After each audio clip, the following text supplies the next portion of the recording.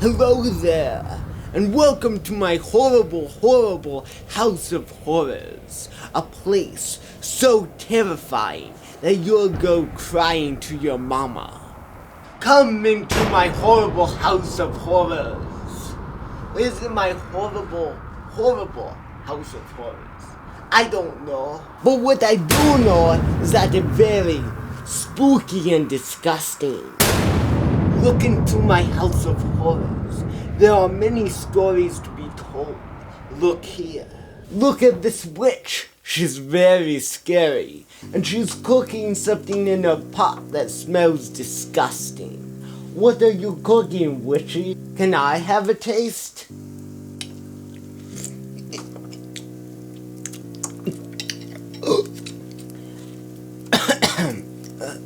Good job, witchy. Delicious. Tastes like mouse and peas. Disgusting.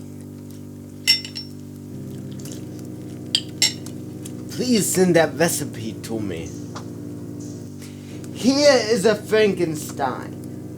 He is taking a nap because he ate too many hot dogs that made him sick. Look at his big belly, all filled with hot dogs. So many hot dogs. I don't think he'll ever wake up. Wake up, Frankenstein. Come on, buddy. It's time to wake up. I have a nice pile of brains and hot dogs for you. Extra ketchup. Please don't eat my hot dog, Frankenstein. Look at this old crazy lady staring at a wall. What is she looking at? I think she might be dead.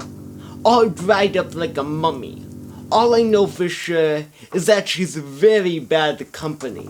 She's as quiet as a mouse and as exciting as a brick. Talk to me, lady. Say something, please. Moving on. Vampires. Who doesn't like vampires? I don't know how they do it with their teeth, but okay. Look at this vampire.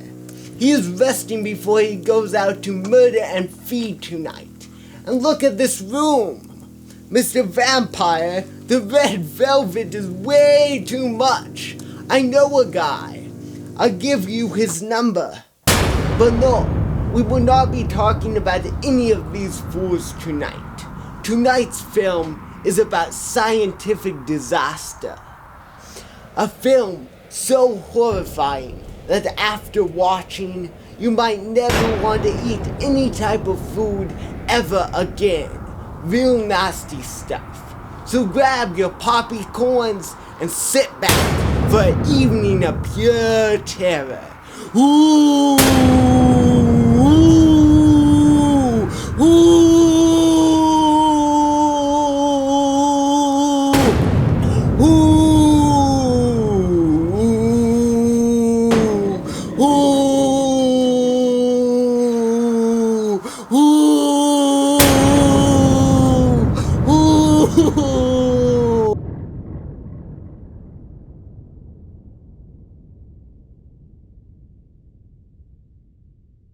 This is our grandson, Terry. His grandmother and I love him very much. But his habits, his hoarding, his stealing our food, he can never just be satisfied with one piece of candy. He has to take it all. You can't fix dinner around him or have any food left on the counters. He takes it, he eats it, and he's thin as a rail. I try to stop him. I keep trying to fix soup, and he wants to eat it before it's done. Sometimes I have to beat him away with a wooden spoon. Everything, I have to chase him out of the kitchen. There he goes again. Takes the bread, takes everything before you even get it to the table. You can't have butter out there. He wants to eat all the butter. His grandmother's saying a prayer and he's going to steal her food. Fortunately, she stopped him in time, and we made him sit down at the table like a normal human being. And what's he do? He goes after everybody's food. There he is again, starting to take his father's food. His father lives in terror. Finally, he'll sit down and eat his, always looking at the other person's plate. He has his own food, but no, he wants everyone else's. I can't believe you lost another job. That's right. Terry lost another job for raiding the refrigerator and eating his coworkers' lunches again. This is what it looks like. Do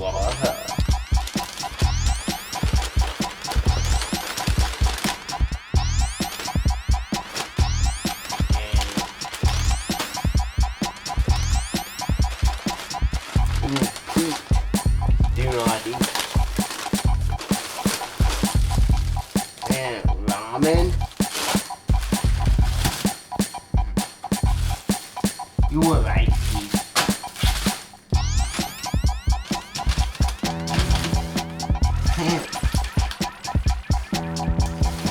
Score.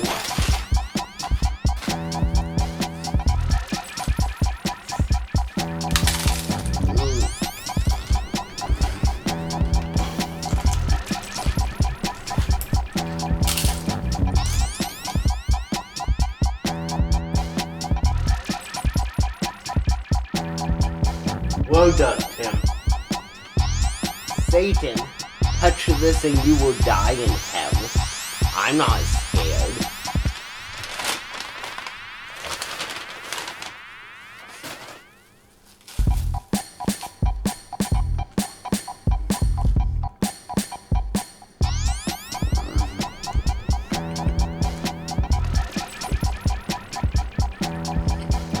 Sandwiches and hell are this good. Sign me up. Wendy. What does Wendy have today? Nice. A liquid lunch. Woo dog.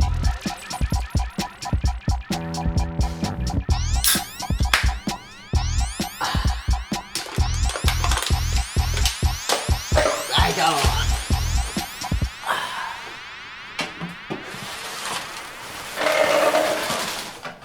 I can't believe you lost another job. You just cannot continue to eat other people's lunches. It's ridiculous. You take your own lunch, you have your own food. Why the hell do you need to eat other people's lunches? Well, I was hungry. It didn't even seem like But they were gonna eat them anyway. I that's was stealing. doing them a favor, so they... No, that's stealing. I'm doing them a favor by not wasting food. I'm helping society. You're Can't not you helping. understand? You're not helping anybody but yourself. Well, okay. You might have a good point on that one, but but on a good note, I just got a new job in a science lab. Well, maybe you make an effort and please try to keep this job. I'll try. I start first thing in the morning.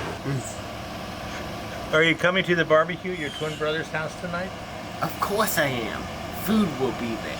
And food is all that matters.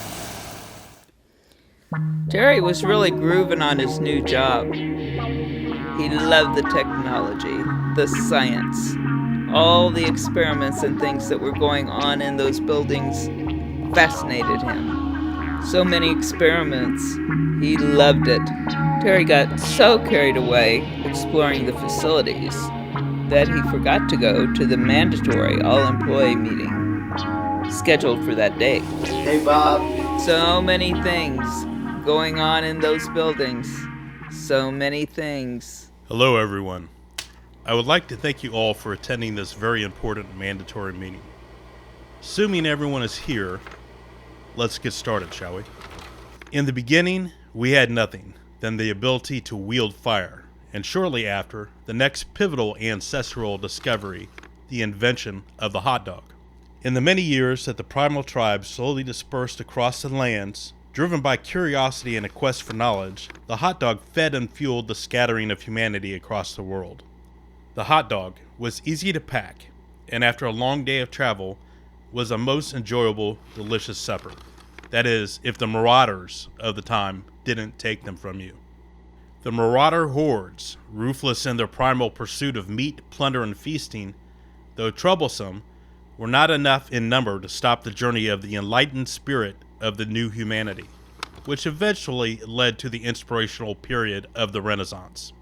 Literature, art, the creation of many new sauces and condiments, and music all thrived during this period.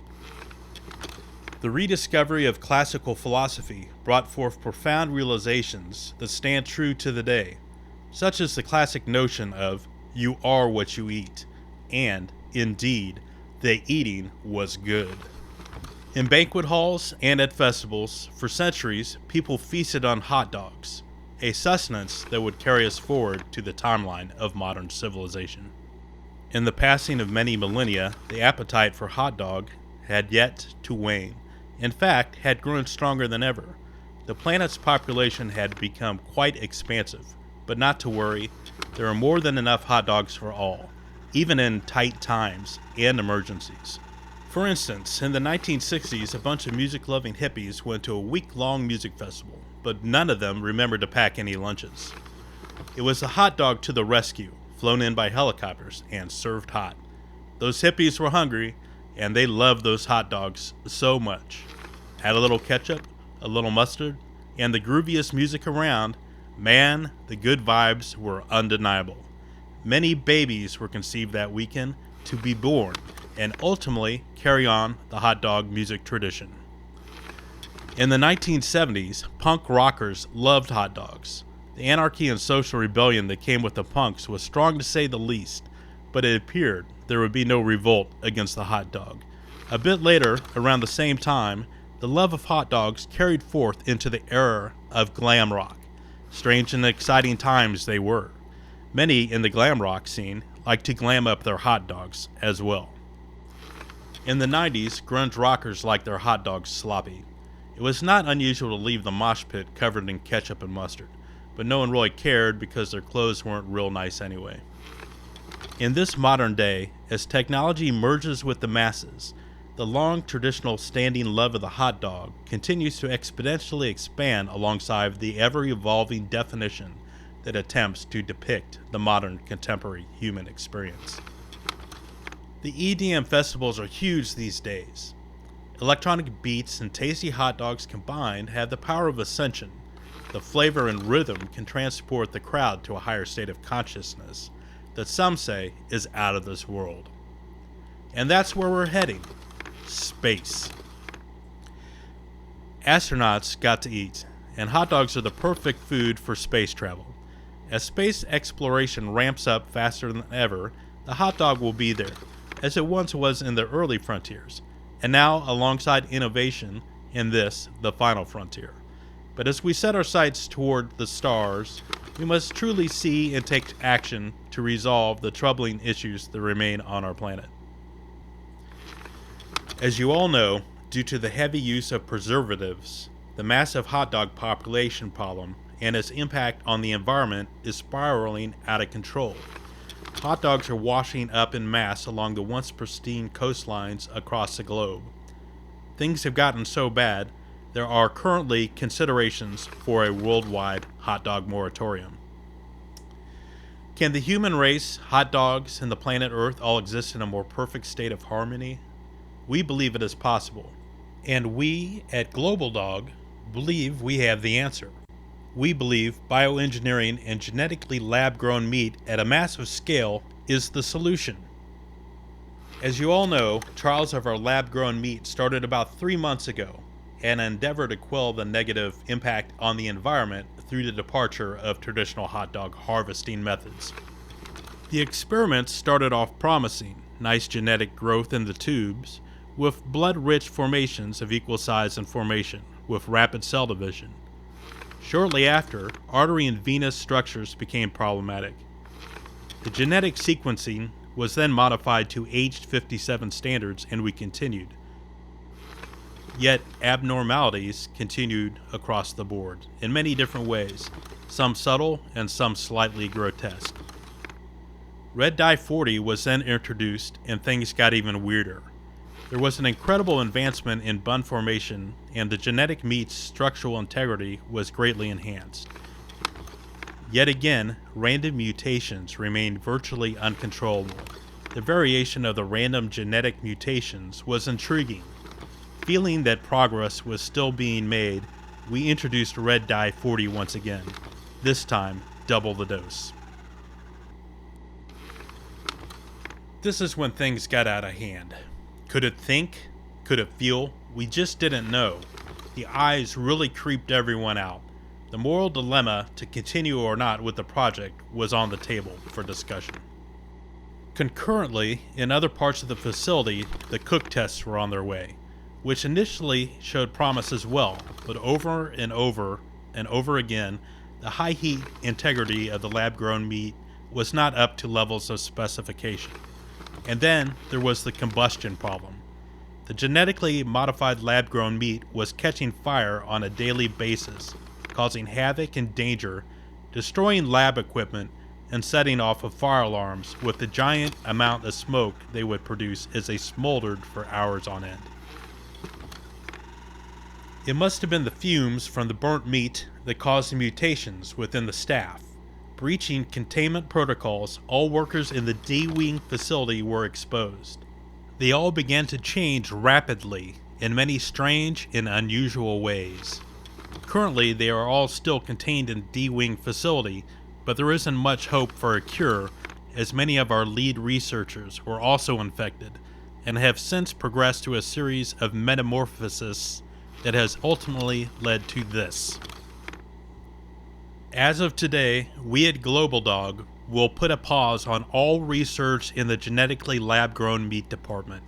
All samples, I repeat this, all lab-grown hot dogs in all laboratories in this facility must be immediately destroyed. Thank you for attending this very, very, very important all-employee meeting.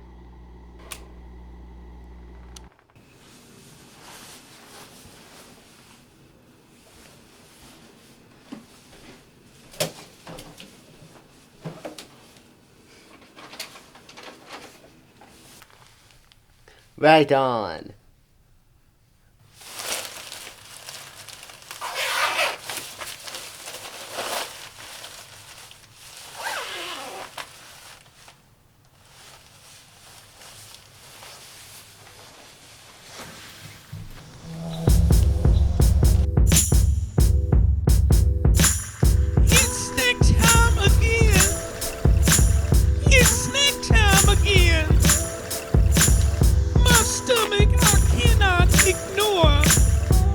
It's time to snack some more. It's time to snack some more. Snacks in my hand. Snacks, they never end. It's snack time again. It's snack time again. It's my favorite time of day. It's snack time in the day. It's snack time again. It's snack time again.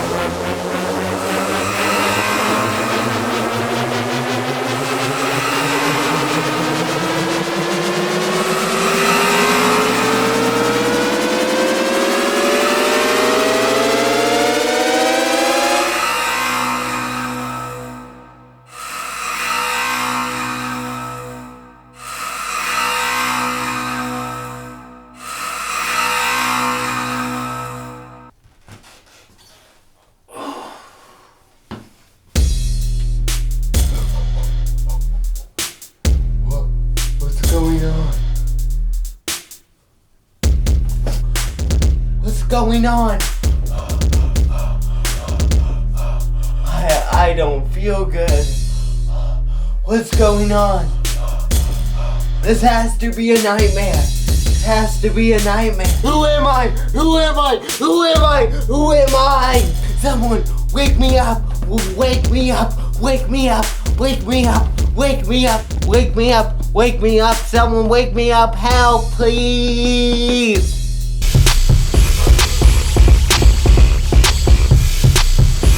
Oh!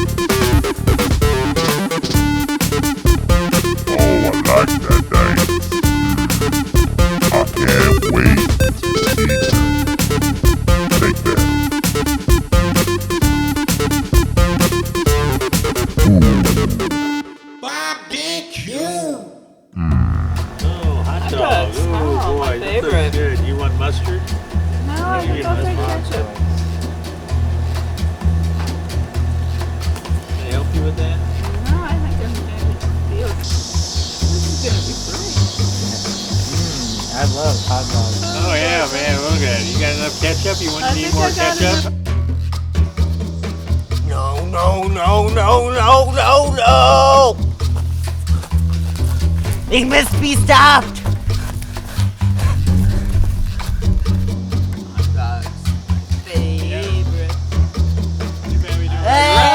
the hell? Stop! Get away! Get away! Get away! Get away! Stop! No! What are you doing? Get away from us! What Get are away! you doing? Stop! What are you doing?